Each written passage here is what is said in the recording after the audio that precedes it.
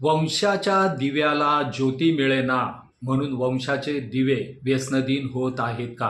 होय मित्रांनो, आज लग्नाच्या वयाच्या आलेल्या मुलांची लग्न होत नसल्यामुळं ते सिव्हिअर डिप्रेशनमध्ये, एन्झायटीमध्ये आणि व्यसनदीन होत आहेत का? तर नक्कीच ह्या प्रश्नाचं उत्तर हो आहे. मित्रांनो, माझ्या जर तर ह्या पुस्तकाच्या माध्यमातून जसं मी प्रॉब्लेमचे 3 पद्धतींमध्ये क्लासिफिकेशन केलं आहे, वर्गीकरण केलेलं आहे. बॅड प्रॉब्लेम, गुड प्रॉब्लेम आणि नॉर्मल, त्यालाच आपण न्यूट्रल प्रॉब्लेम म्हणतो.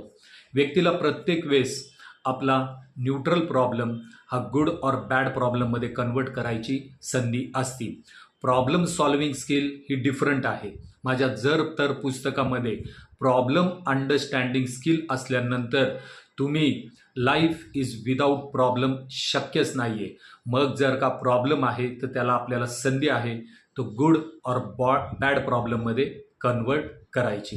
मुळात आजची ही लग्न न होण्याची समस्या ही सामाजिक समस्या आहे आणि समाजाची प्रत्येक समस्या ही गुंतागुंतीची समस्या असते. सामाजिक समस्या सोडवण्यासाठी प्रॉब्लेम सॉल्विंग स्किल नाही तर प्रॉब्लेम अंडरस्टँडिंग स्किल असणं आवश्यक असतं. तीच माझ्या जर तर पुस्तकामध्ये आहे. तर हा व्हिडिओ ह्या विषयीचा आहे, तर नक्की पाहावा ही नम्र विनंती. धन्यवाद.